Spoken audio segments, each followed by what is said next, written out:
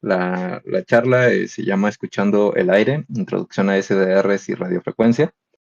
Eh, hay unas pequeñas consideraciones que debemos de tener en cuenta. Sí se ve mi presentación, ¿verdad? Nada más para estar seguro. Ok, gracias. Esta charla es introductoria. Eh, Varios conceptos van a requerir que se investiguen un poquito más a fondo, principalmente porque a radiofrecuencia abarca algo muy grande y las modulaciones todavía más. Entonces, no me puedo aventar horas dando charlas sobre esto, lo cual me encantaría, pero sé que varios tienen otras cosas que hacer. Entonces, precisamente por eso se va a dejar a ustedes que investiguen más a fondo. Yo nomás les voy a dar la guía y si quieren profundizar más, ya será cuestión de ustedes. Y bueno, la definición detallada de algunos conceptos también serán omitidos. Vamos a ver cosas como spoofing, jamming, que son conceptos que voy a explicar muy brevemente, porque principalmente son conceptos que ya estamos un poquito más familiarizados con ellos. Entonces, principalmente es eso, y va a haber exceso de Spanglish. Hay muchas palabras que no suenan, no me gusta cómo suenan en español, lo siento. Entonces se van a decir en inglés, y si me trabo es porque mi cerebro, al hacer la conversión de español a inglés, de repente se traba un poco. Entonces me tienen paciencia en ese aspecto. ¿Quién soy yo? Como ya dijo esta Paola, trabajo en Electronic Arts. Normalmente no es algo que menciono, pero bueno, ella ya lo mencionó. Eh, Hago research y también desarrollo firmware. Soy mula de batch, a algunos les va a sonar ese concepto y quien no, espero que nunca lo vivan. Va relacionado con Electronic Arts ese concepto. Vivo a base de café, Monster y mate y tuesto café. Son datos curiosos que pongo ahí por si a alguien más le interesa esos temas, podemos platicar. Pero bueno, ¿cuál es la agenda? Vamos a ver la introducción, como les comento, de radiofrecuencia, introducción a los SDR. Si alguien no conoce todavía qué es un SDR, vamos a ver cómo funcionan, cómo se utilizan, también cuáles pueden comprar ustedes, cómo usarlos y no terminar en la cárcel.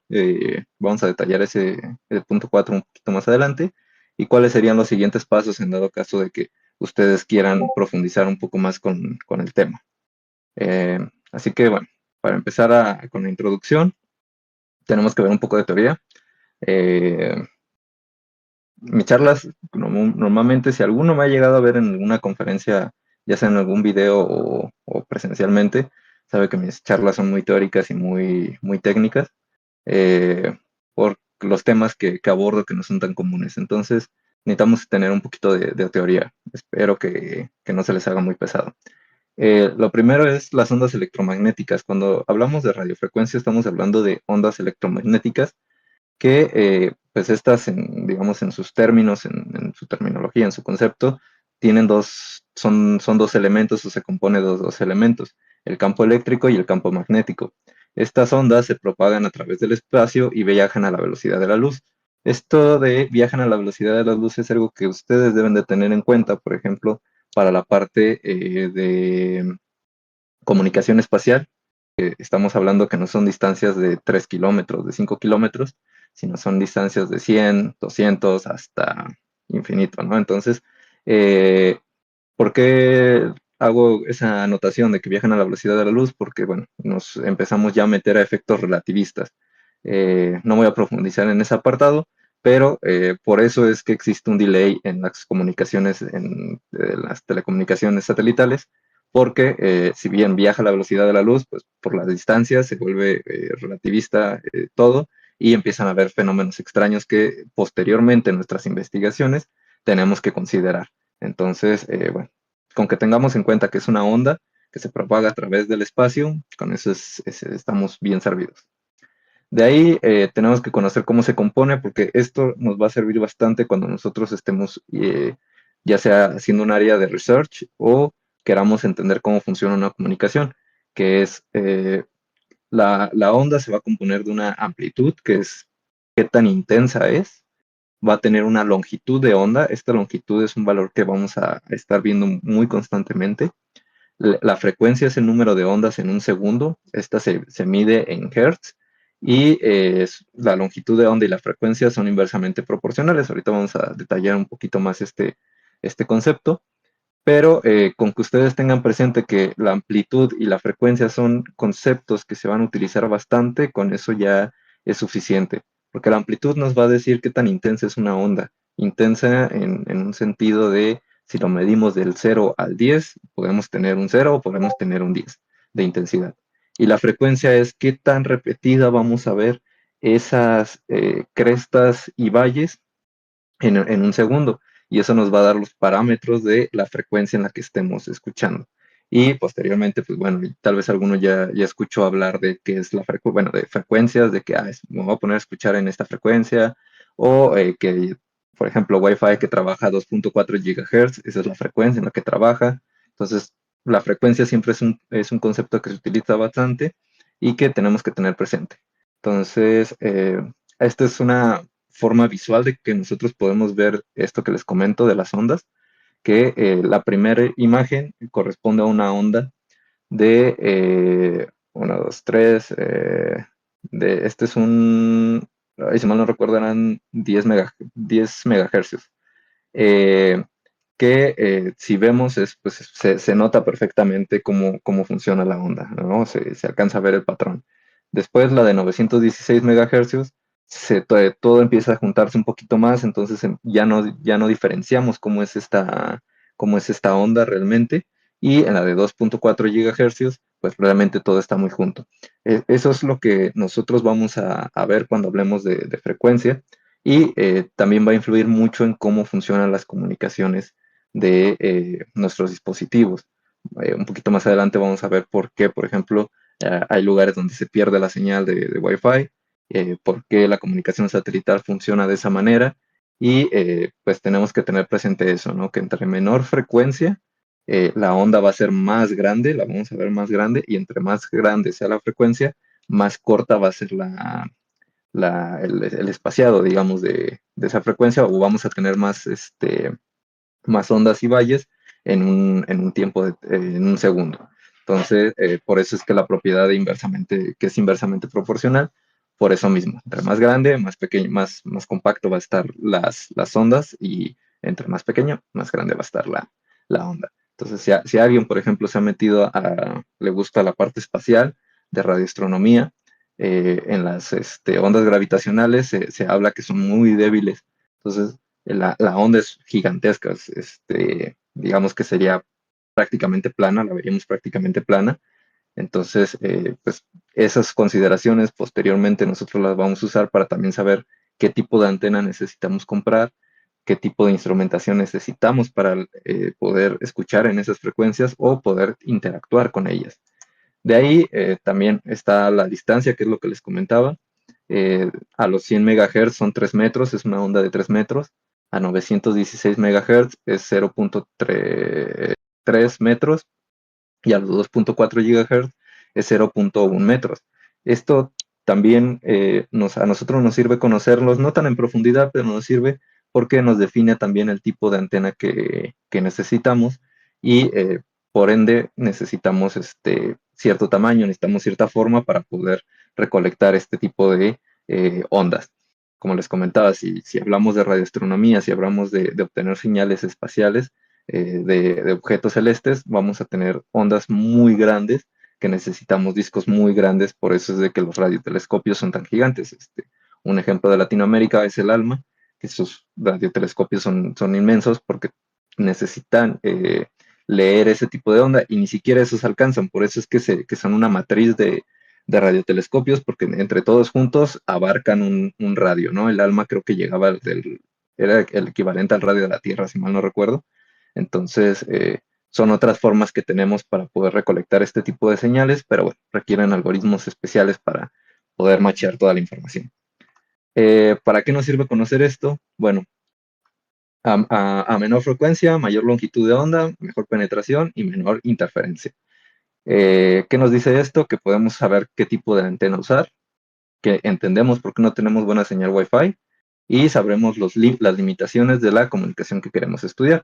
Si alguno se ha metido ya a investigar la parte, por ejemplo, de drones, satélites, o ha tenido interferencias en su casa, o hasta usando el celular en las redes 5G cuando empieza a llover, es porque estas señales, como vimos anteriormente, están muy comprimidas. Entonces, todas las partes, los fenómenos naturales como la lluvia, las tormentas eléctricas, hasta la misma radiación solar, influyen en cómo éstas se van a comportar. Por lo comprimido, tienen mayor, digamos, espacio de interferencia y por ende se ven más afectadas. Entonces, eh, difícilmente traspasan los muros de nuestras habitaciones y más si son muros gruesos o que tienen un material muy denso porque pues al estar tan juntas hace que no logre hacer bien la penetración.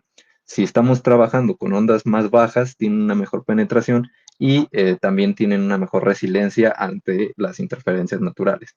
Un poquito más adelante vamos a ver el caso, por ejemplo, de LoRa o de Mistastich, que utiliza la tecnología de LoRa para comunicarse, que son comunicaciones que llegan hasta 3, hay personas que creo que han llegado hasta 5 kilómetros con ciertos parámetros en su configuración, porque son tecnologías que están en 916 MHz o 433 MHz.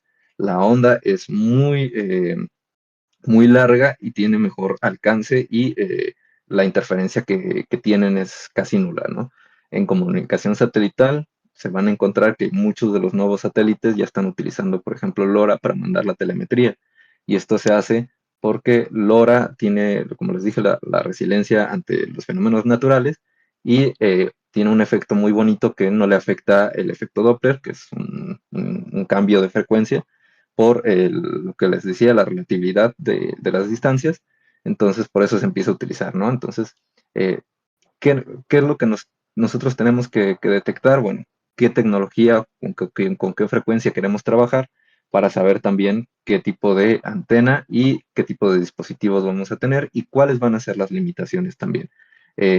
Si alguien, por ejemplo, se ha metido a drones o les gustan los drones, en los drones de carreras empezaron a migrar a tecnología como lo es LoRa para poder hacer una transferencia de datos que abarque más en las carreras para que los obstáculos no sean un problema, ya que se utilizaban, como comúnmente utilizan los 2.4 GHz en algún tipo de variante de Wi-Fi, eh, al momento de estar entre edificios se perdía. Comúnmente esto lo encontramos más, la parte de Wi-Fi, por ejemplo, lo encontramos más en versiones como los DJI, que son comerciales, que están más pensados para el aire libre, para fotografía, por lo mismo de que hay muy poca interferencia alrededor y pues, la onda que se requiere no es tan, no necesita ser tan resiliente, pero si queremos algo que traspase edificios, bueno, podemos utilizar algo como lo es LoRa.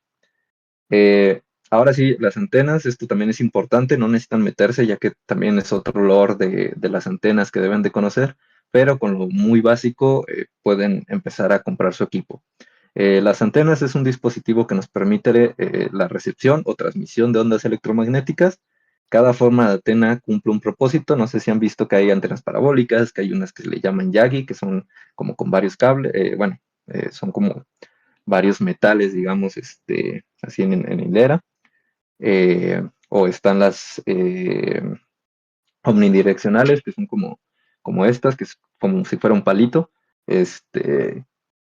hay diferentes. Entonces, para asegurar la mejor recepción y transmisión, se debe hacer un cálculo de link budget.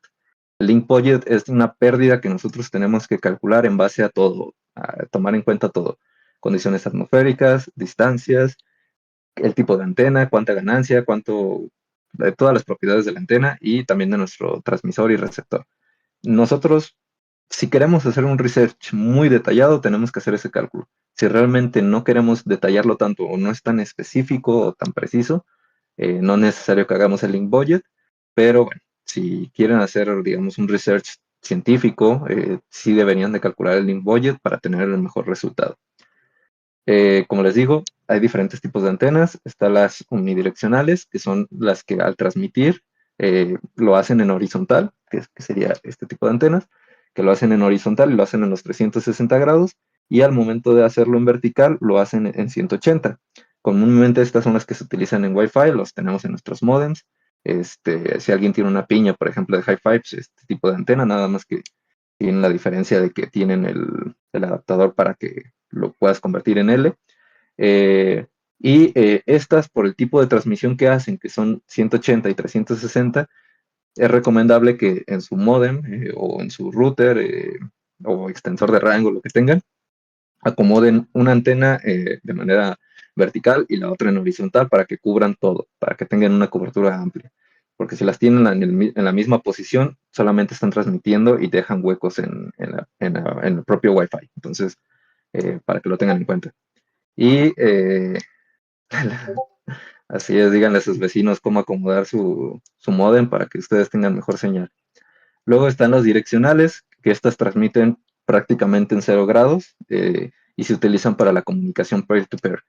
¿Qué nos quiere decir esto? Es de que si ustedes requieren comunicarse, por ejemplo, quieren afectar al vecino con alguna onda, ocupan una direccional, porque la de 360 o la unidireccional va a tener mucha pérdida.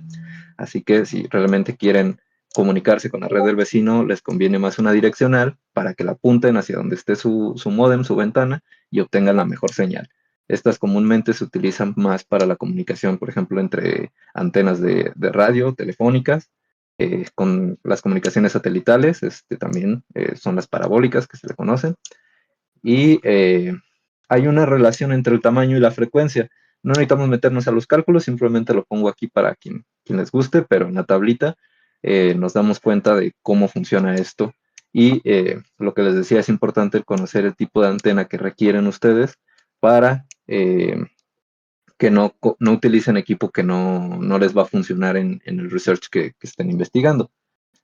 Porque, por ejemplo, para los 916, si estamos utilizando una antena parabólica, que son las redonditas, que comúnmente tenemos en televisión, ocupan un diámetro de 11 metros, entonces es demasiado grande. Por eso, no, una antena de ese tamaño, pocas personas la tienen. Luego a 2.4 son 4 metros, ya es más razonable, pero sigue sin servirnos. Y, por ejemplo, para la banda Q, que es una banda satelital, que son 12 GHz, se utiliza 0.88 metros. Entonces, ahí ya nos sale rentable tener una antena de disco, porque es prácticamente un metro que tenemos que tener en nuestra casa y funciona bastante bien, ¿no? Entonces, si queremos comunicarnos con Meshtastic, utilizando Meshtastic o algo basado en LoRa que trabaje en los 916, no nos conviene tener una antena de disco, sino nos conviene más tener para ese caso una Yagi, por ejemplo, que la puedes configurar para que llegue a esas frecuencias, o hasta una unidireccional como esta también funciona. Y para Wi-Fi realmente lo mejor es utilizar este tipo de antenas o alguna direccional pequeña. No sé si alguien ha visto unas alfa que están así chiquitas, que son direccionales. Esas también, pero esas están compuestas por un panel como las de Starlink, que son como paneles que son rectangulares, pero son como un panel de antenas, o de array, que se le llama. Entonces, esos son como lo que tenemos que conocer de teoría de radiofrecuencia. Cuáles son los conceptos que ya como un resumen general que debemos de tener en cuenta. Es cuando hablamos de radiofrecuencia, hablamos o comúnmente se utilizan canales. Estos representan un rango específico de frecuencias asignadas a un protocolo o una tecnología. Cuando nosotros nos referimos a Wi-Fi, a Bluetooth, en la parte ya teórica o la parte de investigación de IoT, se utilizan los canales. Por ejemplo, Wi-Fi, el canal 11, el canal 14. De Bluetooth, el canal, si mal no recuerdo, es el 37, el 38 y 39, que son para advertisement, y después tienes todo el rango de más para la parte de comunicación. Y entonces, dependiendo de la tecnología con la que nos estemos comunicando, es si va a tener un canal o no. Porque, por ejemplo, en LoRa no tiene canales, sino simplemente se habla en frecuencias. Pero si te pasas a utilizar algo como lo es LoRaWAN, que LoRaWAN es una capa, es un protocolo que se hace basado en la tecnología de LoRa, LoRaWAN ya tiene canales. Entonces, por eso depende de si estás hablando de un protocolo o de la tecnología, de cómo se modula esa información, es lo que es si se va a utilizar o no canales. De ahí, protocolo es diferente de tecnología, no, aunque a veces hablemos de lo mismo, no es lo mismo.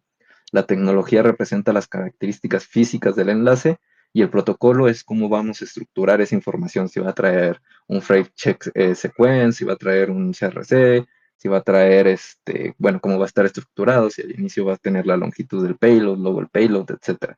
Entonces, Nada más para que tengan en cuenta esas diferencias. Y la demodulación y modulación es la técnica con la que se codifica la información.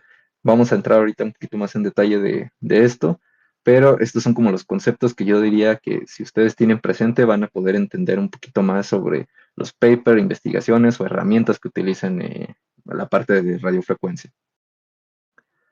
De ahí pasamos ahora sí a la introducción de SDRs para ver qué es. Ya abarcamos la radiofrecuencia, ya conocemos un poquito qué es la frecuencia, porque ahorita la vamos a ver un poquito más a detalle. Ahora sí, ¿qué es el SDR? Más teoría, ya casi pasamos a la práctica. Un SDR es un Software Defined Radio, que es un sistema de comunicación de radio que utiliza la modulación y demodulación por software para las señales, ¿no? ¿Qué nos quiere decir esto? Que nosotros, el procesamiento principal de la información lo va a hacer nuestra computadora. Entonces, esto también influye mucho en el tipo de equipo que tengamos. Podemos tener un equipo muy económico o con unas propiedades, un equipo de cómputo con unas propiedades muy normales, muy comunes, muy estudiantiles, y nos va a funcionar, pero si queremos hacer un procesamiento de imagen, queremos recibir señales en un amplio, en un espectro más ancho de frecuencia, necesitamos mejor capacidad de procesamiento, ya que nuestra computadora es realmente la que va a estar haciendo toda la parte de modulación y demodulación, entonces requerimos un mejor equipo. De ahí, el propio dispositivo tiene un FPGA o un CPU. Un FPGA es como si fuera un microprocesador, pero con más poder y programación en paralelo, etcétera, que su capacidad de procesamiento es muchísimo mejor. Entonces, se utiliza mucho en este tipo de dispositivos para hacer el procesamiento de señales. Eh, Entrando un poquito muy leve en la parte teórica de las señales de ondas, hay unas señales que tienen parte real y parte imaginaria, entonces los FPGAs ayudan a hacer bien ese cálculo y cosa que un microcontrolador le llevaría bastante más tiempo. Entonces, por eso es que se utilizan dispositivos o controladores con un cierto grado de potencia y utilizan circuitos de conversión analógico-digital para la parte de recepción y digital a analógico. Nosotros, como en muchas de las cosas que ahorita utilizamos, tenemos una conversión que va de lo digital a lo analógico y de lo analógico a lo digital.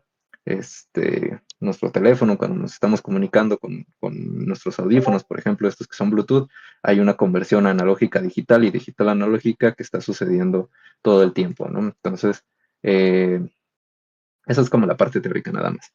La modulación es combinar dos señales para obtener una que contiene información. Tenemos una señal portadora que es la que va a tener una modulación, los parámetros iniciales, y sobre ella vamos a tener una señal moduladora que es la que va a tener el mensaje. Nosotros vamos a poner el mensaje, por ejemplo, un hola, lo vamos a convertir en una señal y de ahí esto se va a reflejar en otra señal. Por poner un ejemplo, si nosotros quisiéramos enviar una señal en código Morse por radiofrecuencia, pues tenemos que obtener una modulación que nos dé el equivalente a la señal Morse, ¿no? Que es algo que vaya de un 1 a un 0, de un 1 a un 0. Entonces, esa es la modulación, el cómo nosotros vamos a tener una señal y cómo vamos a procesar la información que queremos enviar para que la señal final, que es la combinación de estas dos, tenga esa información. Y de ahí sigue el proceso de modulación, que es obtener la información de esa señal eh, para obtener la información, ¿no? Que es, nosotros vamos a leer, nosotros ya sabemos que, por ejemplo, estamos utilizando algo binario, entonces hacemos el proceso de modular la señal para obtener esa información y saber entonces qué decía ese binario, ¿no? Que nosotros no lo vamos a ver como ceros y unos realmente en el espectrograma, sino lo vamos a ver como la frecuencia, pero dependiendo la técnica de modulación, porque hay diferentes técnicas, es como lo vamos a ver. Eh, ¿Qué es lo que mantiene la portadora y la señal modulada? Si te refieres a cómo se mantiene unida, o cómo se hace la combinación, es porque cuando tú tienes una señal que va así, digamos, una señal de edad. Cuando tú le pasas, ahora le dices, quiero utilizar, por ejemplo, binario. Entonces, ahí tú la tienes que combinar, tienes que modular esa señal. En el binario es sencillo porque solo esperas ceros y unos. Entonces tienes que tener ciertos parámetros para que puedas llegarla y la señal se queda así. Pero, por ejemplo, si utilizas LoRa, que creo que tengo una dispositiva más adelante, lo haces con un chirp. Este chirp son líneas en diagonal. Entonces ahí ya tienes que no nada más modular la onda, así, sino que ahí la tienes que pasar en esto. Eh, la imagen lo representa mejor, pero es como combinamos nosotros la señal. Hay unas, por ejemplo, de nuevo, dependiendo del algoritmo, la técnica que utilices, algunas utilizan, por ejemplo, la transformada de Fourier para hacer la combinación de la parte real con la imaginaria y de ahí obtener una sola señal, o las otras es mediante conversiones y amplificaciones de la señal. Entonces empiezas a cambiar el ritmo, empiezas a cambiar cómo se comporta y eso es lo que te dice eh, cómo está modulada y cómo se mantiene la información. Ya después tú haces, digamos, la inversa para poder demodularla. Esa es la manera en la que se une toda la información de la modulación. Eh, Realmente como cada modulación tiene como su punto específico, vas a encontrar de diferentes, ¿no? Puede ser la que les digo, que es como normal, sinudal, la chirp, que son diagonales, vas a tener otras que son, por ejemplo, la FSK, que vas a tener una diferencia de frecuencia, hay otras que empiezas, bajas y luego vuelves a empezar, entonces es entrar un poquito más a la parte de modulación, entender cómo es que se guarda toda esa información. Que me encantaría darles una charla de modulación de diferentes procesos. Pero bueno, continuando con este que es como introductorio, que todavía no necesitan conocer, entre comillas, cuáles son los algoritmos bueno, los métodos de modulación de cada tecnología. Eh, Como les decía, de modular tampoco es lo mismo que el protocolo, es diferente la de modulación. La de modulación son técnicas que se emplean al nivel de la onda y el protocolo realmente es cómo estructuramos los paquetes.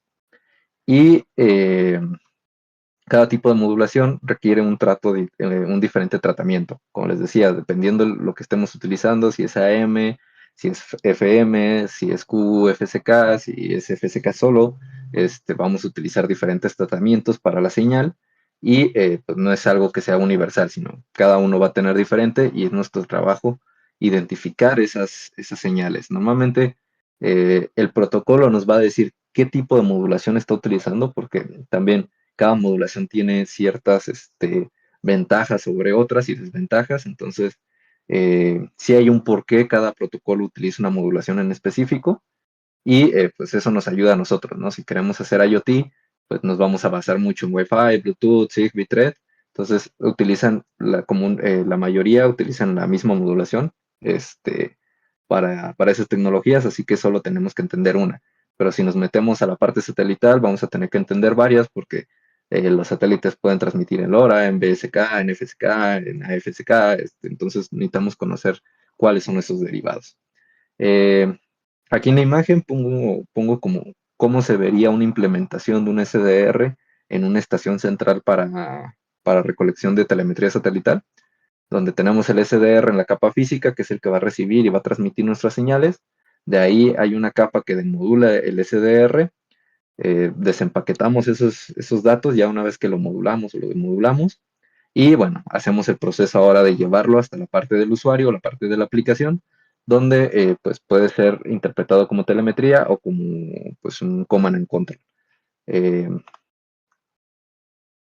Esa es toda la tarea que necesitan saber. De ahí, ¿qué se debe comprar si quieren empezar a hacer investigaciones? Aquí les pongo tres, hay una infinidad. Yo les pongo tres de los mejores para empezar, porque si quieren algo más, dicen, tengo más de $200, más de $300 para gastar, quiero comprar uno bueno de una vez, me dicen y les paso versiones, pero esto es para mantenernos en el costo más bajo posible. Eh, Les recomiendo comprarse un RTL siempre, es muy bueno tenerlo. El problema del RTL es que no tiene transmisión, pero y que está limitado en la frecuencia a la que puede llegar. Está limitado comparado con las otras dos que coloco. eh, pero siempre es bueno tenerlo porque a veces, por ejemplo, el HackRF es half channel, half duplex. Entonces, solamente vamos a poder enviar o transmitir, recibir o transmitir, recibir o transmitir eh, por su canal, porque solamente tiene un canal. Entonces, si por algo queremos recibir o ver que la información que estamos transmitiendo es correcta, ocupamos otro SDR que nos dé esa información. Entonces, siempre les recomiendo tener un RTL de base y el RTL llega hasta como 1.6 GHz más o menos. No llega a 2.4. También depende de la versión, porque hay una versión, por ejemplo, eh, yo tengo que este me costó como $15 en su tiempo, que es un DAB, que este es para recibir cosas de televisión, pero este trae el mismo radio que trae el RTL, entonces funciona de la misma manera. La diferencia es que los de RTL SDR en su versión 4, no recuerdo si fue a partir de la 3 o fue de la 4, ya meten un chip, un radio más actualizado que este y algunos software dejan de funcionar al 100%. Y ese chip tiene un rango de frecuencia un poquito más alto, este, que no recuerdo si llega ya a los 2 GHz o se mantiene todavía por debajo, pero pues la verdad es que hasta 2 GHz tienen bastante por hacer. Ya si ocupan llegar a los 2.4, es el hack RF sí o sí. Eh, de ahí, bueno, está el hack RF, como les digo, tiene la limitante de que solo puedes recibir o transmitir a la vez. Entonces, a la vez. Solo puedes recibir y transmitir una u otra. Eh, por lo que si ocupan hacer recepción y transmisión al mismo tiempo, no les va a funcionar. Pero la ventaja es que tiene muy buena compatibilidad. Realmente las herramientas que hay están pensadas mucho para el hack RF, así que no van a batallar en tener que compilar ustedes herramientas o que tengan que hacer sus propias adaptaciones. Y de ahí, bueno, otra versión que es la que yo tengo, que es el Pluto, es una versión basada en Pluto. Pluto es un dispositivo de Analog Devices, que es esta. Esta versión trae transmisión y recepción al mismo tiempo y trae dobles. Entonces técnicamente puedes transmitir en dos frecuencias diferentes y recibir en dos frecuencias diferentes al mismo tiempo. Y ¿cuál es la desventaja? Que no hay tanta compatibilidad con varias herramientas con esta. La mayoría se basan en el RTL y en el hack RF. Así que a mí me ha tocado compilar versiones y crear mis propios adaptaciones para hacer compatible las herramientas con el SDR que yo tengo. Pero es una buena opción si ustedes también quieren tener pues ese canal dual, ¿no? Y les gusta meterse a la parte de compilar y hacer cosas por ustedes. Otra ventaja que tiene por ejemplo, es el puerto Ethernet. Lo puedes conectar a tu red y con un firmware especial eh, puedes tener también un visor de frecuencia desde una dirección IP. Y lo podrías conectar a tu teléfono y ahí tener todo. El HackRF también te permite hacer eso, pero no lo tiene interno, sino es una aplicación que tiene que hacer todo. Sí lo hace internamente. Entonces, ya esas consideraciones. Les digo, si quieren empezar, les recomiendo el HackRF y de ahí ya saltar a otro más grande. De ahí van a ocupar accesorios y esto también va a depender del tipo de investigación que quieran hacer.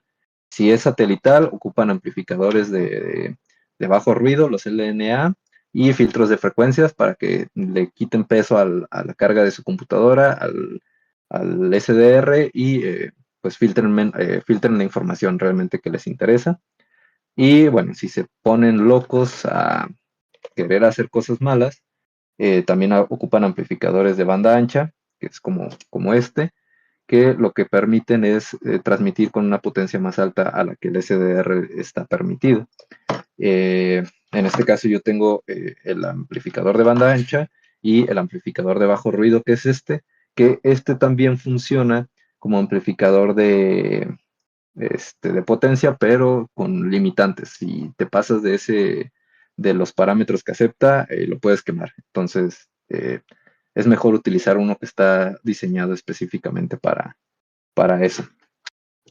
Pero son como los aditamentos. Ya de ahí puedes meterle más cosas, pero como les digo, va a depender mucho de qué es lo que necesiten hacer.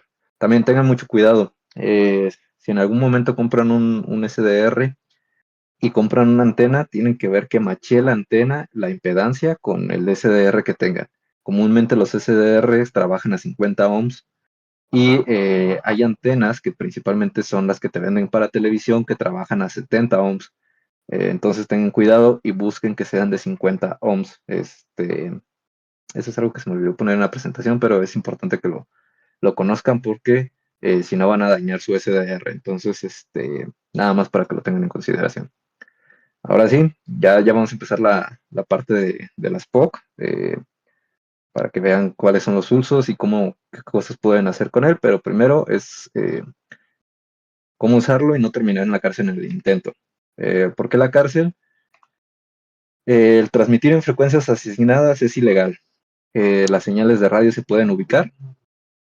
Solo podemos hacer uso de bandas ISM, acorde a cada país. Cada país tiene sus propias bandas, así que tienen que revisar las de ustedes. Y si por algo están haciendo una auditoría o están en otro país y quieren usar la radiofrecuencia, necesitan ver que sean las mismas. Por ejemplo, creo que Canadá trabaja 866 MHz, México trabaja 916 MHz, partes de Europa trabajan a 433, entonces tienen que tener mucho cuidado y también dependiendo del tipo de dispositivo que tengan, si es un SDR no hay tanto problema porque lo pueden configurar a la frecuencia, pero si son dispositivos de radio que traen un chip, que es como este tipo de dispositivos o estos dongles, tienen que traer pues la frecuencia que se adapte a las leyes de ese país. Y bueno, lo mejor es conseguir una licencia de radio. Cada país tiene una licencia de radio operador, pero también tiene ciertos límites y ciertos parámetros que tenemos que cumplir. Entonces, como, nosotros podemos hacer un uso legal de la banda de ISM porque es una banda abierta, pero tenemos ciertas limitantes como es no transmitir después de cierta potencia, que comúnmente nuestros dispositivos como los SDRs no la superan. Para eso tienes que meterle amplificadores y varias otras cosas. O pues los dispositivos como los radios LoRa, que son estos, también ya cumplen con esa normativa. Entonces, eh, nosotros la podemos meter más potencia utilizando los hardware extra, pero pues tenemos que comprarlo y es ilegal. Entonces, mientras no hagan cosas malas, todo va a estar bien. Y bueno, construir un jammer es ilegal. Esto lo digo porque ya vi las intenciones de varias personas de hacer un jammer, pero un Tamagotchi no lo es. El uso de los jammers es ilegal. No podemos fabricar por ningún motivo un jammer. Tampoco debemos comprar un dispositivo inhibidor. Y tampoco podemos utilizar un SDR para hacer jamming. Pero eh, pasa como con el flipper. El flipper realmente no es un dispositivo que sea para hackear. Es un dispositivo de hobby. Que se utiliza para hackear es otra cosa, pero esa es la laguna legal del flipper, que es un dispositivo que su enfoque no es hackear, sino los usuarios lo utilizan para hackear. Por eso es que un Tamagotchi no es ilegal. Eh, para que tengan cuidado, porque los dispositivos con antenas llaman mucho la atención, entonces eh, si alguien se decide a fabricar un jammer, escóndanlo con una función de modo incógnito o algo así para que no se note tanto y que si la policía los agarra, les digan, es un Tamagotchi y ya. Con eso es la laguna legal que tiene. Eh, no lo anuncien como jammer ni nada, o sea, tengan mucho cuidado con utilizar ese tipo de palabras en los dispositivos. Vamos a empezar ya y ahora sí con la parte de qué software utilizar y cómo lo vamos a utilizar. El primero que les recomiendo es SDR++, es multiplataforma y es open source. Este me ayuda mucho para ver la señal, porque como no tiene una parte de modulación, este es más como si fuera un proxy para las señales. Ustedes pueden utilizarlo, guardar los datos, por ejemplo, de la captura, y de ahí darle el tratamiento de modulación con otro software. Pero bueno, a mí me ayuda mucho porque es también muy rápido, entonces lo abro, pongo el SDR en la frecuencia que ocupo y ya de ahí me pongo a hacer lo demás. Eh, de ahí está SDR Angel, que también es otro que utilizo porque este sí permite transmitir y recibir al mismo tiempo y tiene varios plugins que van a ser muy útiles para todo lo que hagamos. Ahorita de hecho lo vamos a utilizar y vamos a ver cómo utilizar esos plugins para hacer diferentes cosas. Y GNU Radio. Es otro que de los que más van a utilizar muchas de las herramientas que hay en el mercado. eh, van a utilizar GNU Radio de base o van a hacer un script basado en GNU Radio porque GNU Radio te permite exportar un archivo Python que después tú ya nada más le pones pairs y le pones una TUI o lo que quieras y lo customizas, pero toda la base, toda la lógica ya te la da el propio GNU Radio. Entonces es una buena forma de hacer scripts de Python para ustedes o la manera visual que es te genera la interfaz de Qt. Vamos a pasar al uso de SDRs y bueno, tengo que tener un descargo de responsabilidades, ya que al inicio este grupo eh, um, no podía compartir contenido ilícito, ilegal. Entonces, ya después hubo un bug legal ahí que me permitió hacerlo, pero todo el material que voy a meter es de uso educativo y no me hago responsable del mal uso que hagan con el conocimiento que voy a poner, que realmente es conocimiento que ya está ahí en internet, pero tengo que tener algo que me avale porque después van a decir, Kevin me dijo que lo hiciera o me mostró cómo lo hiciera y no. Entonces, primero una pequeña, un pequeño rezo para que los POC funcionen porque siempre pasa algo malo. Eh, Vamos a ver la parte de modulación de LoRa. Vamos a utilizar para esto eh, el SDR. Lo podemos hacer lo vamos a hacer con el barato. Lo vamos a hacer con este. Este es el que les digo que es como la versión del RTL y vamos a utilizar esta tarjeta que tiene bueno, le podemos cargar un script de LoRa para podernos comunicar y que funcione como un cliente. Entonces, voy a compartir ahora sí toda la pantalla para que la vean. Aquí en SDR Angel, por defecto, a algunos les va a parecer que pueden seleccionar un preset de lo que ya viene construido porque tiene varios presets de RTL para obtener señales, entonces les puede aparecer eso, pero le pueden decir que no y los manda a esta pantalla. De aquí, bueno, yo tengo que es el del Pluto. Voy a utilizar uno nuevo donde en esta parte de aquí arribita, bueno, creo que está no sé, ¿se ve bien esa resolución? ¿O le bajo? Ah, ¿cuál estoy? Es vamos a ponerla a 1920. Bueno, sí creo que ya se ve mejor. Eh, Le damos aquí en agregar un dispositivo y seleccionamos el que tengamos, en este caso el RTL, le damos OK y nos va a aparecer que esto es el waterfall que se le llama, donde nos va a salir cómo se está comportando toda la parte de radiofrecuencia en el espectro que tengamos alrededor. Y todo esto de acá, del lado izquierdo, es los parámetros que nosotros vamos a poder configurar para nuestro SDR. Cada SDR tiene diferentes parámetros de configuración. Ya es cuestión nuestra el cómo configurarlo y entenderlo. USB modem. Y bueno, le damos aquí en iniciar. Aquí empezamos a ver todo esto verde, en este caso. Cada SDR utiliza como un color en específico eh, para demostrar el ruido, por ejemplo. Entonces, este verde es de que hay ruido. Todo esto es el ruido de fondo que hay en el espacio. Siempre va a haber ruido. Entonces, para eso son los filtros, para que podamos tener una mejor recepción de las señales débiles y filtremos un poco el ruido. De aquí nos tenemos que mover a una banda que podamos utilizar, en este caso 916, que es la que nos permite la ISM. y tenemos que configurar nuestro radio. En este caso le voy a poner, por ejemplo, que lo quiero en 916. LoRa tiene varios parámetros de configuración que nosotros, si hacemos la de modulación, bueno, la modulación manual con GNU Radio, por ejemplo, eh, los vamos a notar más y bueno, tiene un LoRa muy grande ahí.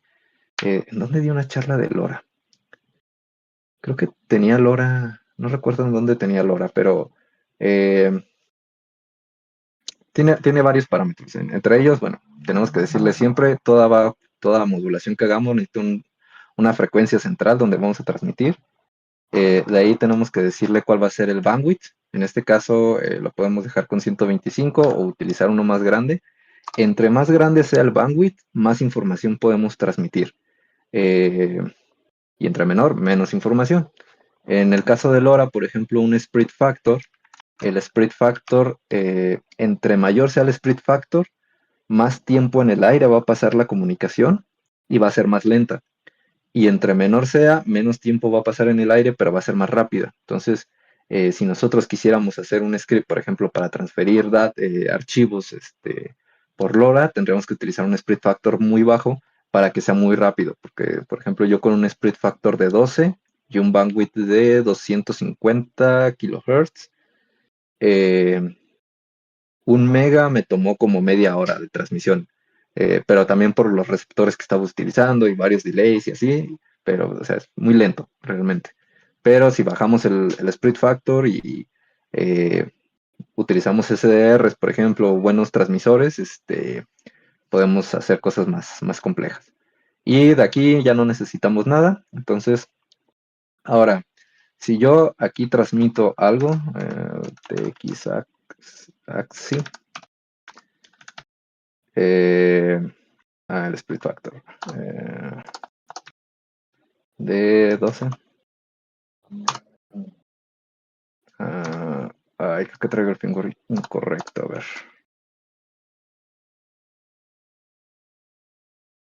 Por eso no quería decir en qué empresa trabajo. Deme un segundo que arreglo esto.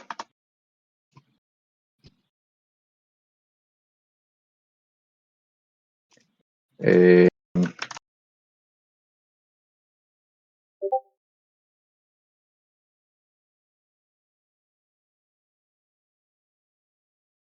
Ahí está. Ahora sí. Creo que se haya guardado. No.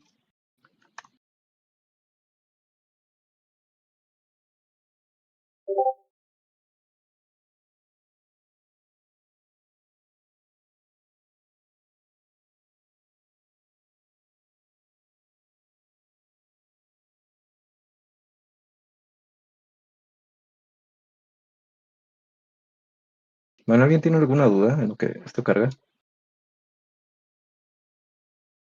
Ya salió el spoiler de la siguiente prueba, pero... creo que ya sé por qué traía otro firmware.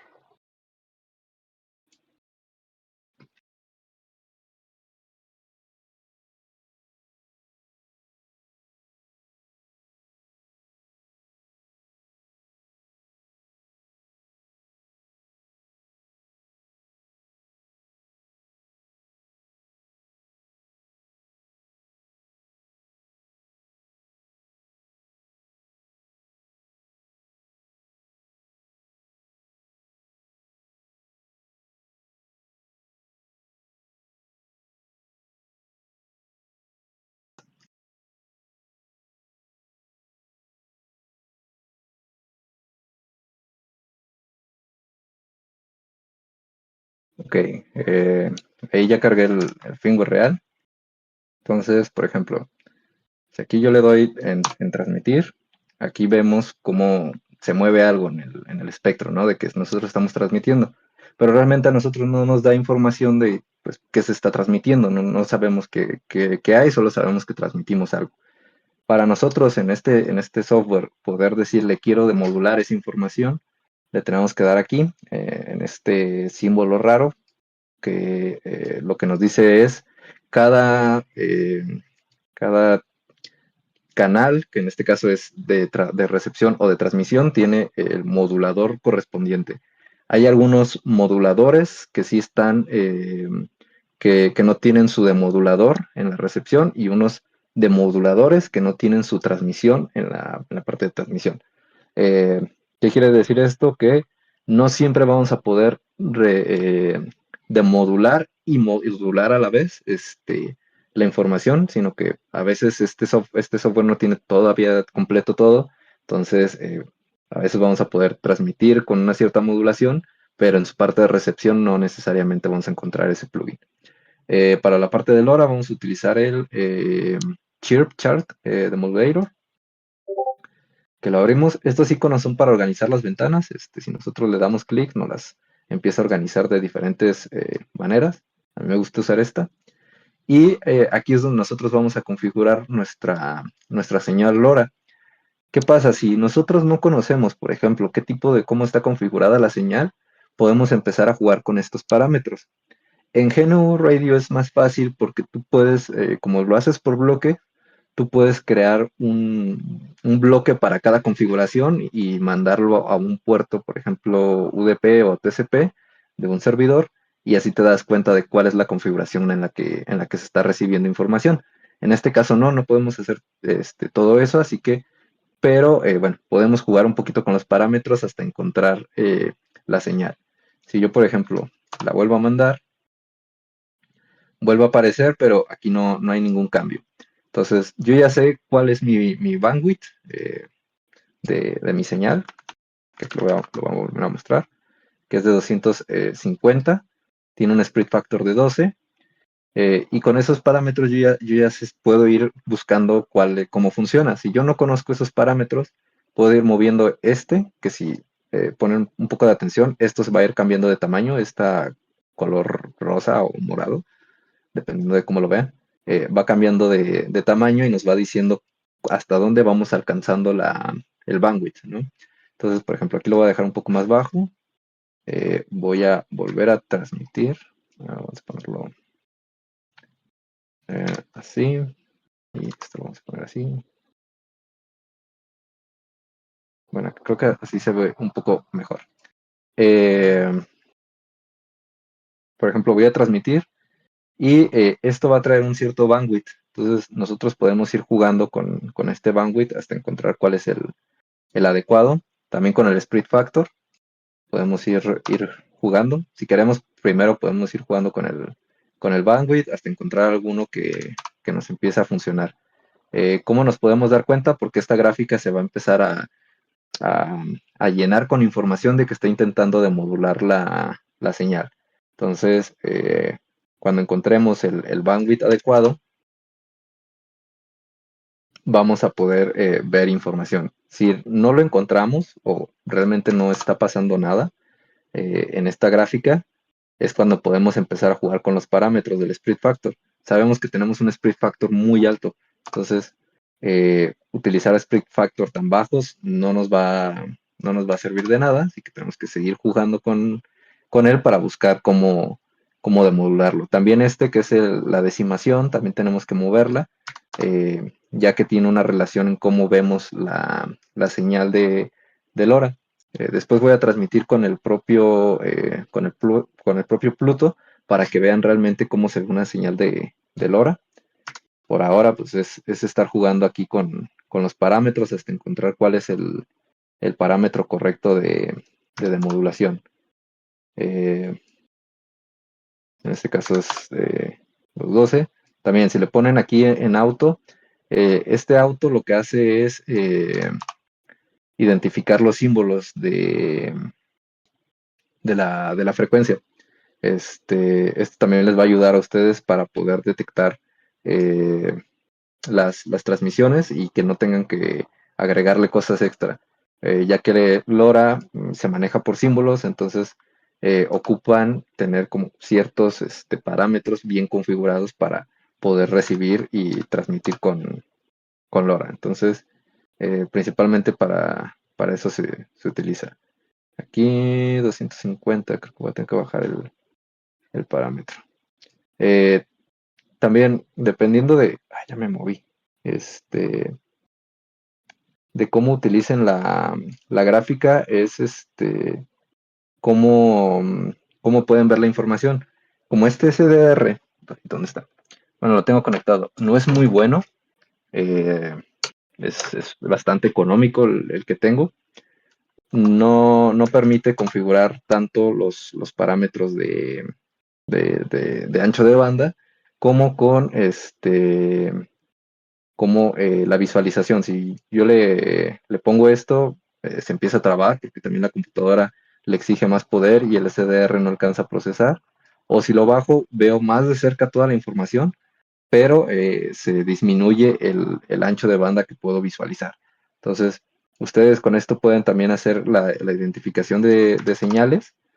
Por ejemplo, aquí se vieron varias líneas, pero pues dependiendo de qué SDR tengan, es que también las van a ver, ¿no? En este caso, por ejemplo, no me está llegando al ancho de banda que requiero para, para estos parámetros que usé. Así que vamos a configurar otro ancho de banda. Eh, ¿Cuántos hay? 4, 31. Ahí debería de tomarlo. Vemos que ya se ve un poquito mejor, entre comillas, cómo va haciendo todo ese jueguito de diagonales de la señal. Ahí se ve un poquito mejor. Pero si se fijan, yo estoy escuchando en 916, pero la transmisión me está llegando un poquito más hacia bueno, no sé cómo lo vean ustedes, pero es mi izquierda. Así que nosotros podemos mover ese para que adaptarlo, que ese es un pequeño offset de frecuencia. Entonces podemos ir moviendo esto para que llegue a la señal donde esté. Y bueno, de ahí es seguir jugando hasta intentar de modular la señal. Pero, como les digo, si es un SDR muy barato, les va a pasar esto, que no les va a funcionar. Ahora, si nosotros utilizamos un SDR que pues ya pues tiene mejores parámetros, es mejor en cuanto a software y hardware, vamos a poder hacer cosas más completas. Entonces, por ejemplo, aquí conecto todo todo el hardware, lo conecto acá. Y en este caso, por ejemplo, si quisiéramos cambiar de hardware, ya conecté uno nuevo, quiero cambiar ahora de hardware, pero utilizar mi misma configuración, le doy clic aquí y busco para que intente refrescar y acá está el Pluto. Entonces le digo que sí. Ahora, si esta cosa no me crashea, porque en Mac he encontrado bastantes problemas, entonces puede ser que si alguien utiliza también Mac se le esté crasheando. Ya tengo el Pluto. Si notaron, cambiaron los parámetros. Este está más completo, entonces me deja configurar más cosas del propio SDR. Y 916. Si vemos ahora digamos que lo que hay de fondo ya no se ve tan verde. ¿Qué significa cuando está en este caso en el azul? Es de que hay menos ruido o está detectando menos ruido. Si vemos hasta abajo también la grafiquita, entonces, ¿por qué? Porque es mejor, porque tiene una mejor antena, porque tiene mejor procesamiento, entonces funciona mejor este SDR. Voy a volver a hacerlo de la transmisión. Vemos que incluso hasta se ve diferente toda la onda, se ve más fuerte y necesitamos configurar los parámetros también de este SDR para que podamos demodularlo correctamente. Entonces, por ejemplo, aquí sí podemos utilizar parámetros más grandes. Vamos a utilizar un bandwidth bandwidth 8.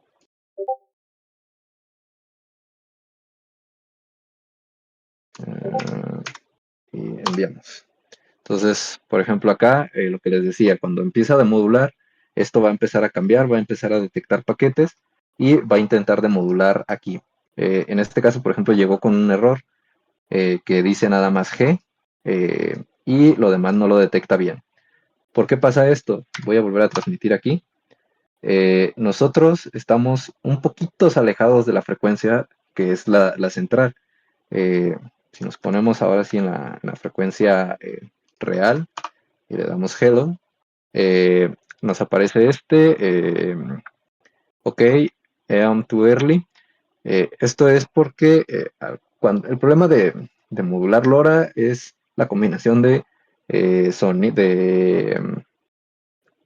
cuánto hay abajo, o sea, bueno, cuánto ruido hay y con cuánto estamos transmitiendo, con cuánto poder. Entonces, dependiendo del tipo de transmisor que tengamos, va a influir también. En este caso, por ejemplo, la tarjeta. Si la tarjeta transmite en cierta frecuencia, si transmite bajo con ciertos como errores, digamos, también se va a ver reflejado en esto. Por eso es de que cuando nosotros estamos intentando machear lo que les explicaba del link budget, cuando estamos intentando machear el mejor escenario posible, tenemos que hacer esos cálculos para nosotros saber si estamos utilizando antenas correctas. Las antenas que traigo ahorita conectadas al SDR, por ejemplo, abarcan hasta 2.4 GHz. Entonces, y estamos transmitiendo en 916. Estamos utilizando una antena muy genérica para una transmisión que muy abajo de los parámetros necesarios, ¿no? Entonces vamos a tener pérdidas, vamos a tener diferentes parámetros. No es lo mismo utilizar una antena que esté específicamente calibrada para esa frecuencia que utilizar una genérica. Eh, Así que esa es la manera en la que nosotros podemos empezar a demodular. Por ejemplo, aquí ya lo demoduló correctamente, el hello. Vamos a pasarle eh, otro mensaje, send, para ver si lo demodula. Y por ejemplo aquí, más o menos, ¿no? O sea, empezamos a tener algunas deficiencias eh, por la parte de transmisión que puede estar afectando que haya mucho ruido, lo que les digo, las antenas no estén bien. Por ejemplo, en este caso, porque perdí una antena que tenía, tuve que usar unos coples que son de este tipo para hacer el ángulo y que pudiera quedar la antena receptora. Entonces, si estos no son de buena calidad, también hace que pierda calidad nuestra recepción. O sea, en la radiofrecuencia todo fenómeno físico nos afecta.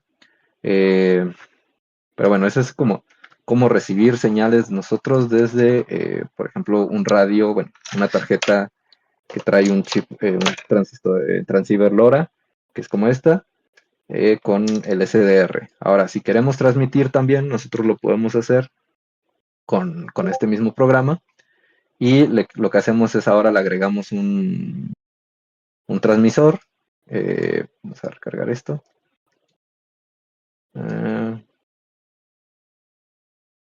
Vamos a configurar este. A ver si no se quedó activo. Sí, se quedó activo. Sí, es la Cat Sniffer.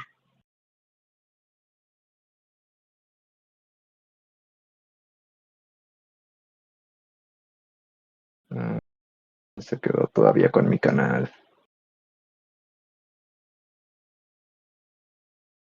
Lo que hacemos es agregarlo. Tuve que cerrar y volver a abrir para que lo detectara.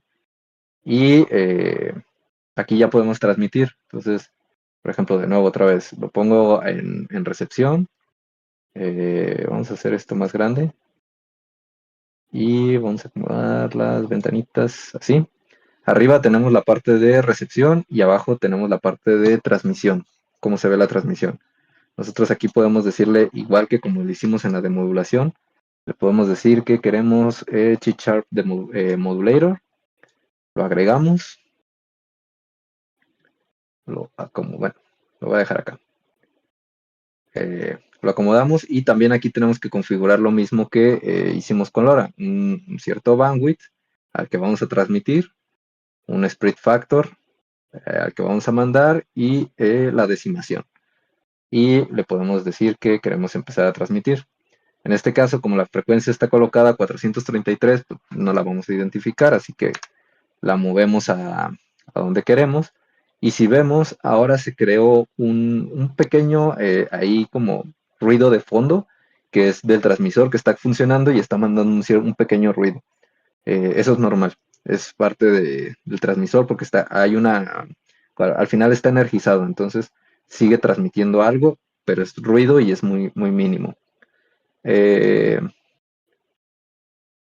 sí, sí, si por ejemplo tú capturas una señal, la puedes guardar eso en un archivo normalmente se utilizan archivos de audio, un WAP, que posteriormente lo puedes hacer. Por ejemplo, eh, es utilizar Direwolf. Hay un proyecto de un CubeSat que lo que hace es eso, que ellos te muestran cómo utilizar Direwolf, donde utilizas el archivo WAP, de ahí lo conviertes y ya lo demodulas correctamente, porque el WAP lo que hace es obtener la frecuencia, bueno, la señal de cómo se compone ese audio. Entonces, ya después tú lo puedes demodular. Y con esto es lo mismo, tú puedes guardar una captura y después pasarla por diferentes demoduladores para conseguir la información. Así que en este caso, por ejemplo, le puedo quitar todos estos parámetros porque no son necesarios. Estos parámetros lo que hacen es, hay comunicación de radioaficionado que te pide tener un identificador tuyo y una central a donde quieras comunicarte. Y eso es para que te lo filtre y te dé paquetes de eso. Es como una medida de comunicación. Eh, y aquí le puedes poner cómo vas a enviar los datos, si los quieres en formato de texto, en bytes o tienes diferentes formas, ¿no? En beacon y así. Nosotros vamos a mandar texto y aquí dice hola Lora. Se alcanza a ver muy rápido, así que lo voy a poner que lo envíe varias veces. Pero aquí pueden ver cómo funciona la modulación del chirp que se le llama, que es en diagonales. Es por cómo está pensada esa. Aquí lo vemos muchísimo mejor porque el SDR está transmitiendo, o sea, los canales de transmisión y recepción están juntos, así que podemos ver todo cómo funciona realmente las señales, pues sin ningún problema y vemos que todos los checks están bien, está demodulando correctamente y pues estamos transmitiendo sin ningún problema utilizando el SDR, ¿no? Entonces también aquí yo puedo empezar a mandar esto, vamos a limpiar esto. Y esto es legal. ¿Por qué es legal? Porque estoy transmitiendo en la banda de ISM todavía y estoy transmitiendo con una potencia muy baja. Por lo que les digo, el SDR te la limita. Le pueden subir la potencia, por ejemplo este es el valor que ustedes modifican para subirle la potencia de transmisión, pero aún así los SDR por defecto vienen muy limitados para que cumplan las normas y por eso es que tienes que utilizar hardware externo. Entonces, pues esa es la manera en la que nosotros, por ejemplo, podremos utilizar SDR Angel para trabajar con LoRa, ya sea debugueando o haciendo auditoría a algún sensor industrial. Lo podemos utilizar para esos propósitos. Entonces, no sé si alguien tenga duda con LoRa. Y si no, igual al final tenemos preguntas. De ahí, vamos a ver jamming a Zigbee. No, bueno, sí voy a hacer jamming a la parte de Zigbee, pero no lo voy a hacer con el SDR, lo voy a hacer con un dispositivo que ustedes ya conocen. Bueno, un módulo que ustedes ya conocen, porque lo que quiero es que vean cómo es que se ve la parte del, este, la parte del jamming y cómo es que se utilizaría los SDRs para empezar también a la parte ofensiva a detectar ese tipo de cosas. Lo pueden hacer realmente con el SDR también el jamming, pero bueno, ocupaba algo muy rápido para scriptear. Entonces, eh, para esto voy a utilizar dos dispositivos son dos SP32, que su función va a ser, uno va a ser un servidor OTA de Zigbee y el otro va a ser un cliente. ¿Qué es lo que vamos a hacer? Vamos a llamear esa comunicación que van a estar haciendo esos dos y de ahí pues ustedes pueden hacer bastantes otras cosas. Hay una prueba de concepto que está con Electronic Arts que hice, donde, por ejemplo, si llameabas el servidor, el canal donde está transmitiendo, ahorita les explico más a detalle cómo funciona, pero si llameabas al servidor, tú podías inyectar una actualización OTA maliciosa y tu cliente se actualizaba con ella y podías tomar el control o hacer cosas por el estilo. Entonces, esa es la importancia ¿Por qué utilizaríamos un jammer en ese caso? Eh, entonces voy a conectar nada más los dispositivos.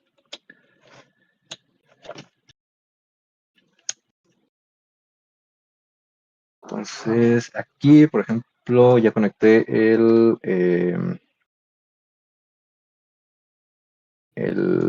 servidor. Se le carga el firmware al servidor. Y voy a conectar el jammer. El jammer es muy sencillo.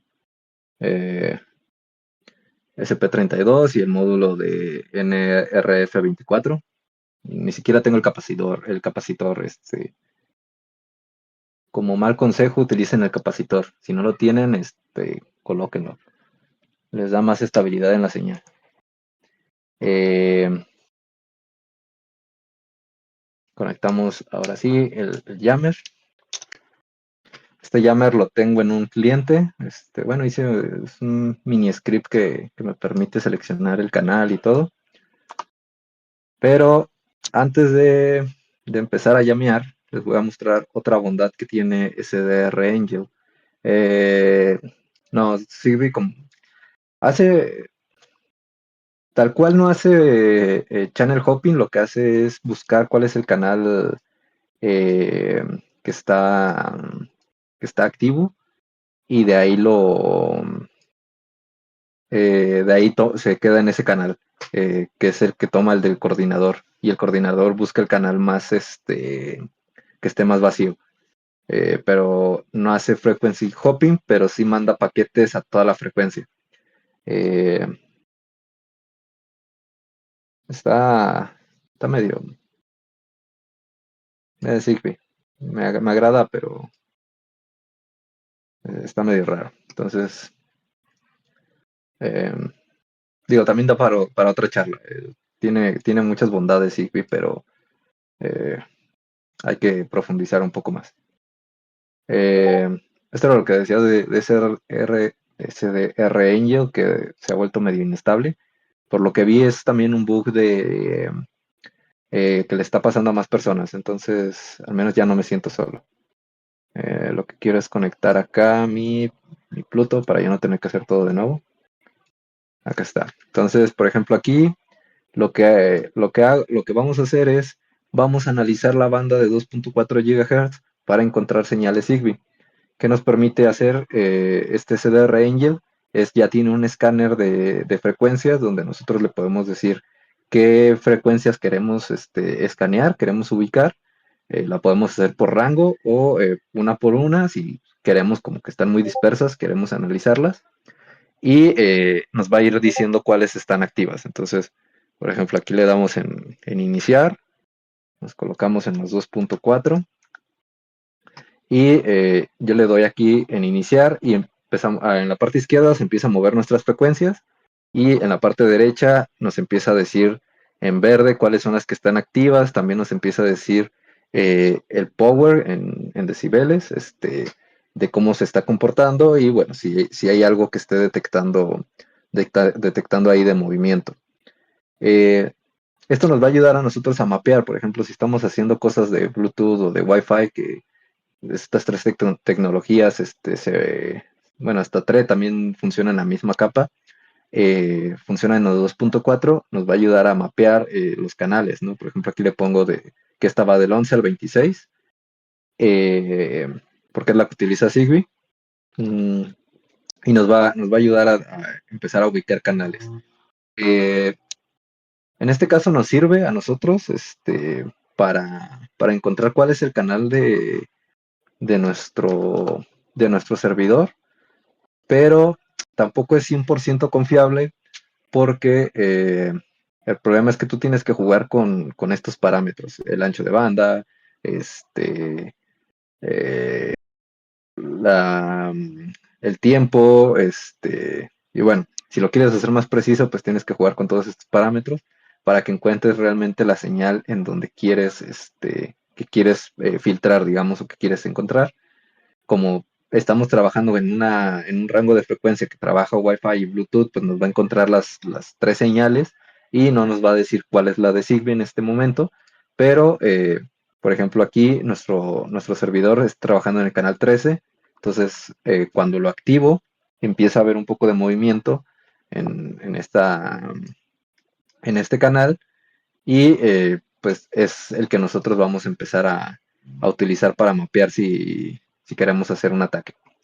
Eh, pero o sea, les pongo este ejemplo para que vean que también podemos mapear señales. Por ejemplo, si estuviéramos trabajando con LoRa, pueden mapear las bandas más comunes o los presets de Mestastic más comunes y empezar a buscar dónde hay movimiento, de ahí ya se ponen a snifear, y porque Mestastic se puede desencriptar el canal primario muy fácil si se deja todo por defecto. Entonces, es otro vector de ataque que tenemos. Ahora sí, voy a pasarla a terminar por acá. El de arriba es el servidor. Este va a ser el cliente y acá voy a poner el jammer. TTI, USB, serial. Eh, en este caso, por ejemplo, nosotros vamos a hacer esto, pero no sé en qué puerto está. No lo he conectado. Bien. Necesito otro cable USB.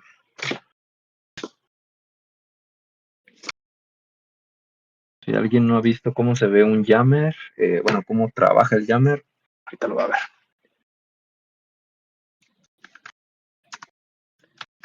IDF. Creo que estoy comunicándome ¿con cuál? Ok, sí es el correcto. Entonces ahí van a empezar a comunicarse. Acá, como estamos corriendo el script de Scanner, pues nos movió las frecuencias, pero me posiciono en la que yo quiero, 415. Y vemos que empieza a haber varios paquetes que se están enviando. Eso es que Zigbee está mandando la actualización OTA que está acá. Nosotros así también podemos ver que algún canal se está comunicando. Podemos realizar también el escaneo de- del escáner y vamos a ver que va a empezar a subir también nuestras métricas, pero si ya logramos identificar la frecuencia ya no es necesario. Ahora vamos a conectar el jammer. Si ustedes hacen un jammer con ese módulo, por cómo inicia la frecuencia, el canal va a estar, y lo mandan por canales, el canal va a estar, digamos, le tienen que aumentar un 2. Entonces, yo ya sé que quiero el canal 13, le tengo que pasar el canal 15 para que utilice la frecuencia correcta, que es la de 2415, que es esta. Entonces, ahí empieza el jamming y así se ve el llameo.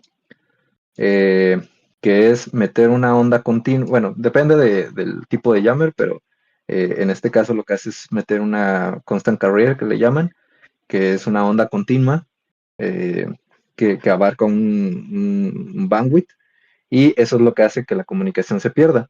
Entonces, por ejemplo, en la terminal vemos que ya se paró la actualización OTA porque el servidor ya no tiene retroalimentación y posiblemente en algún punto se me va a ir el internet. Eh, Así que ahí, por ejemplo, desconecté el jammer y vuelve a recuperar todo. Si en algún momento se me va el internet, bueno, es por fines de educación. Lo voy a volver a conectar. Voy a volver a ejecutar el jamming.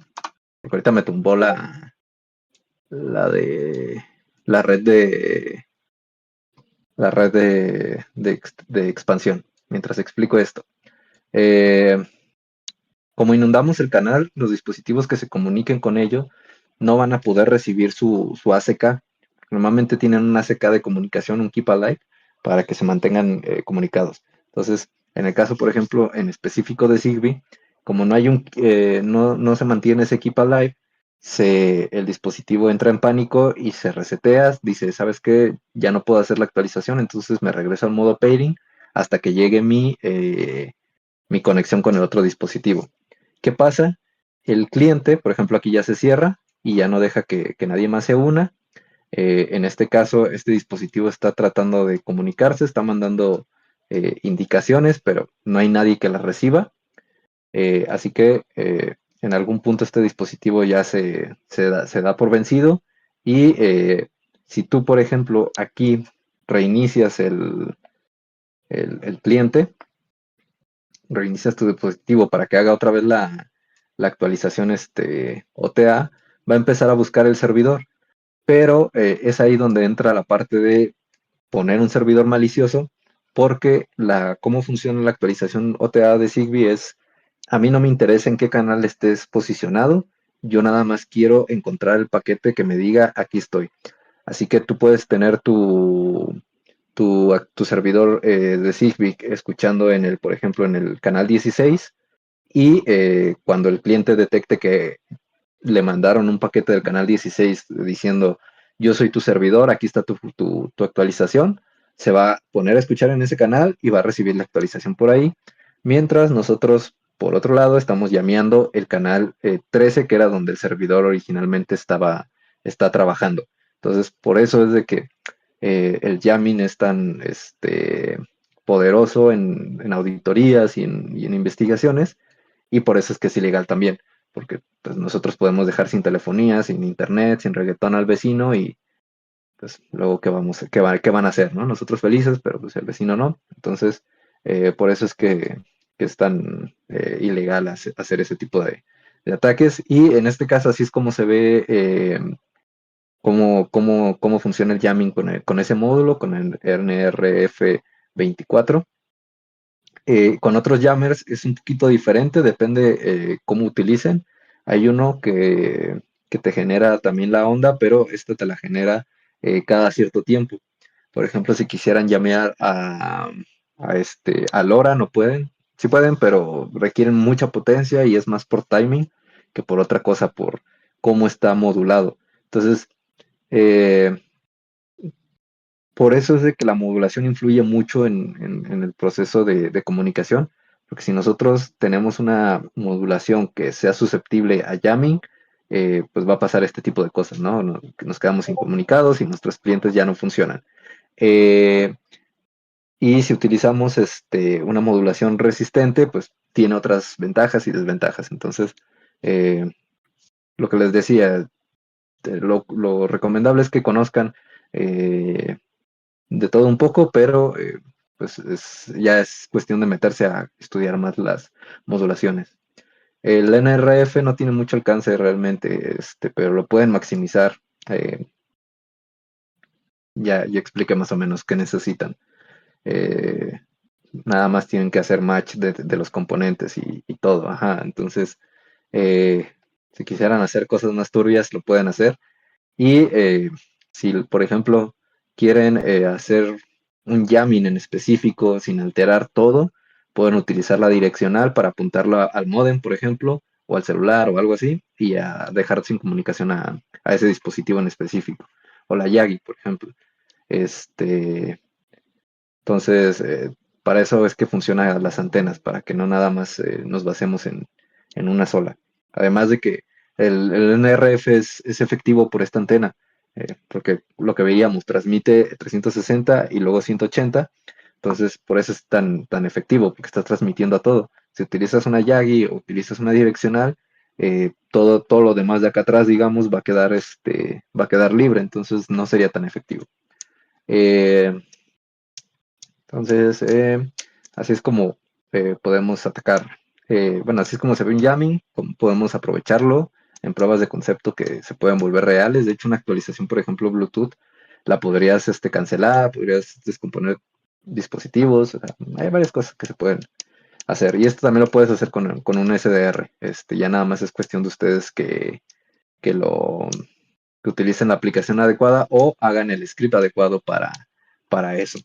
Eh, y bueno, por último, eh, la última, la última prueba de concepto que es spoofing a señales de GPS L1.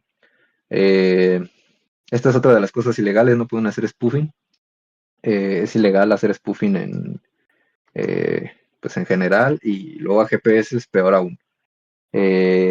Entonces vamos a ver cómo se hacen. Déjenme nada más cierro todo esto y eh, desconecto este y desconecto este. Ok, tengo dos dispositivos que vamos a utilizar para la parte de ver el spoofing.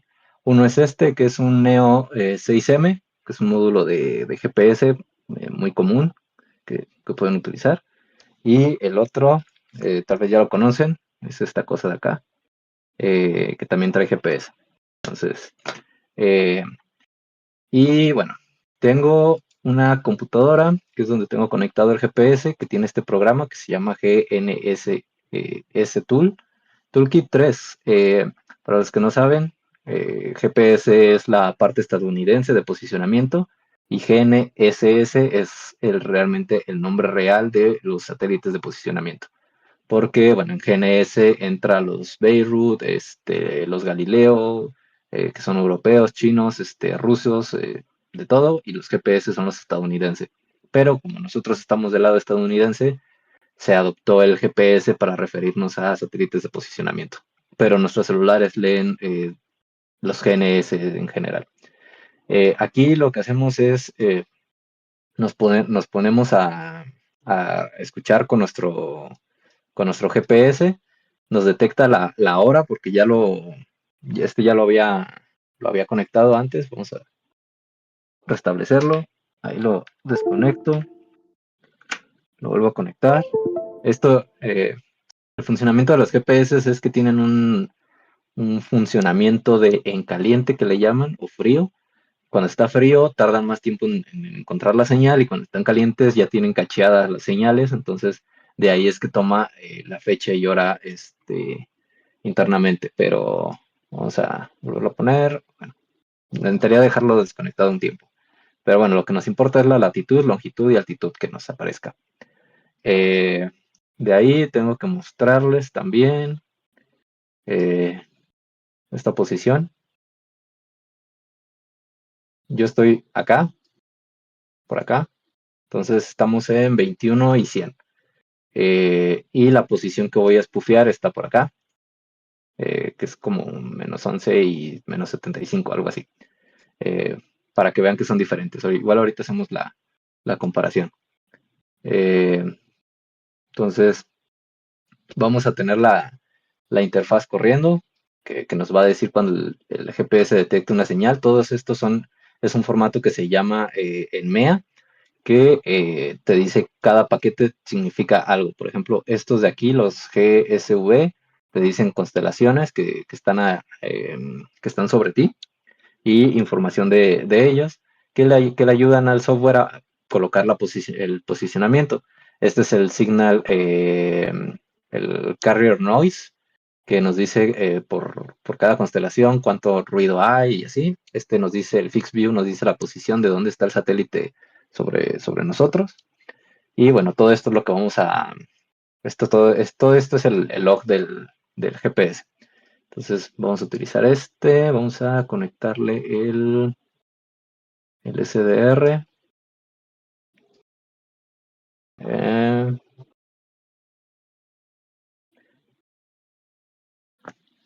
y déjame conectar también cosa. Bueno, posiblemente mis pilas mueran. eh, o es la conexión. No, no confío en ninguno de los dos. Entonces, bueno, confíen en mí que que no le voy a mandar ningún paquete eh, extraño a esta cosa. Simplemente lo conecto porque el portapilas no está alimentando correctamente. Entonces, yo lo pongo en modo de locación. Ahorita se encuentra en ceros, que no sé si se alcanza a ver, pero esos son unos ceros. Creo que ahí se medio ve. Está en ceros. Y el programa sigue estando sin marcarnos la longitud y la latitud. Entonces, Aquí nosotros le decimos que queremos enviar nuestro binario. Son casi 3 gigas de información las que va a intentar enviar.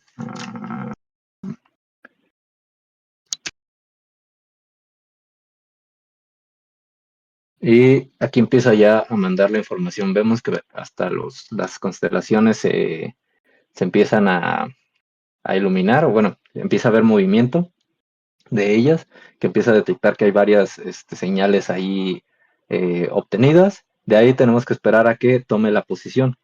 Eh, Esto puede tardar un rato, dependiendo también del satélite. Vemos que se restablece también el tiempo. Esto es porque se cambia la fecha. De hecho, o sea, ven la fecha está en el 12 y estamos a 14.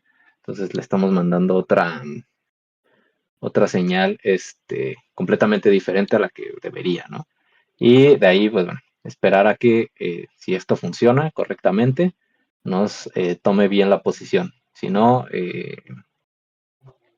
va a ser complicado. ¿Qué depende de que tome la posición rápido o no? Es el GPS qué tan cacheada tenga la información, eh, qué tan rápido parsee la información en el sentido de que tome, eh, que sobrescriba los datos. Porque, por ejemplo, el menino que inició con un cold start ya cambió, igual les mando una foto directamente al Discord, pero no sé si se le alcanza a ver, pero ya trae otros valores. Eh, Se vería mejor en el software, pero este ya trae unos valores diferentes al cero. Eh, no sé cómo enfocarlo para que se vea. Su pantalla me trolea. Vamos a mandarla. Pero ahí, por ejemplo, ya tomó la señal. Te aparece en verde cuando inicia ya cuando toma bien la posición y nos marca 12 sur y 77 west, que no me acuerdo west qué era. Entonces, que son más o menos las coordenadas que utilicé, que fue por acá. No recuerdo en dónde las agarré, pero la hice por acá. O sea, entonces cuadra más o menos con las que se utilizó. Y pues, yo estoy en México, entonces mis coordenadas son por acá, México. Mis coordenadas están hacia el norte, están en positivo, y es otra cosa, ¿no? Y la altitud también no cuadra. No me acuerdo cuánto es la de Perú, pero no son 69 metros. Entonces, esa es la manera en la que podemos espufear señales de GPS, pero es completamente ilegal. Esto sí es completamente ilegal, porque no entra ni en SM, ni en la banda de ISM y... eh, bueno, ya lo último que era es apagué el SDR para que dejara de transmitir y pues regresa, digamos, a la normalidad buscando señales. Como estoy dentro de la casa, las señales no llegan bien aquí porque les decía, en este caso, por ejemplo, esta constelación o esta señal de L1 está trabajando a 1500 gigahertz eh, y como veíamos la parte de las propiedades, pues está muy compacta, entonces no llegan a atravesar bien los muros. Por eso también en los bosques es difícil a veces encontrar señales GPS, porque los bosques hacen que la señal interfiera.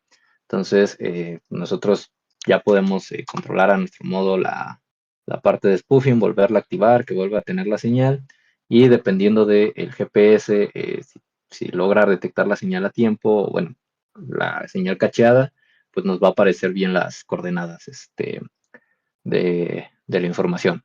Y bueno, mandé ahí pues al canal la imagen de cómo el menino obtiene también la señal, cosa que nos dice que está funcionando pues, en general. Y bueno, ¿cuáles eran los siguientes pasos? Déjame desactivo este. Eh, Seguir aprendiendo. Eh, este libro es muy bueno para los que quieran entender un poquito más tanto de la parte de modulación y cómo utilizar GNU Radio. Como les digo, GNU Radio les va a servir bastante en muchos lados, muchos lo utilizan muchas herramientas. Hay otras que se comunican directamente con el SDR, eh, pero GNU Radio también les va a permitir hacer eso. De hecho, vamos a hacerlo rápidamente. debo de tener aquí GNU Radio. No sé si funcione, pero por ejemplo, este es el diagrama de bloques que se utilizaría para transmitir haciendo el spoofing eh, de lo de los GPS. Entonces yo lo activo y aquí empieza ya a marcar la parte de interferencia. Nada más déjenme ver que este posiblemente cambió. Este archivo GPS, sí. Y ahora sí. Eh, ¿Cómo saben que está funcionando? Bueno, por esto. Pueden ustedes agregarle una grafiquita. Este es un control para cambiar la frecuencia. O sea, pueden presionar aquí y te cambia la frecuencia en la que está transmitiendo. Y también pueden pasar el archivo. Que el mismo archivo que estábamos utilizando lo pueden pasar a GNU Radio y también empezarlo a transmitir. Eh, Entonces también les sirve GNU Radio, les digo, es muy utilizado. Con este también tienes la parte de LoRa, por ejemplo, esto es lo que les decía. Ustedes podrían tener un bloque que te demodule una configuración de LoRa en específico y luego tienen otra para otra configuración. Por ejemplo, este es split factor de 7, este es split factor de 8, este es split factor de 9 y cada uno con un bandwidth y luego le pueden agregar otra y otra y otra y así. Lo único que los va a detener es el procesamiento de su computadora. Lo demás lo tienen y pues así se ve GNU Radio realmente cómo se configura. Tienen bloquecitos que les asignan parámetros y de ahí empiezan a trabajar. Y bueno, como les decía, este libro se lo recomiendo bastante para la parte de GNU Radio. Es caro, cuesta como $100, $150, pero les va a ayudar bastante si quieren adentrarse más a crear sus bloques, no nada más utilizarlos, sino crearlos, cómo utilizar lo que ya existe y también más detalles de la parte de radiofrecuencia. Y si quieren una parte más práctica, menos técnica y utilizando RTLs, el Practical SDR, Getting Started with SDR de Northstarch, es también un muy buen libro para eso. Es algo viejo, entonces les va a servir, pero que lo tengan en consideración. Y bueno, ya por último la parte de preguntas. No sé si alguien tiene preguntas de todo lo que vimos.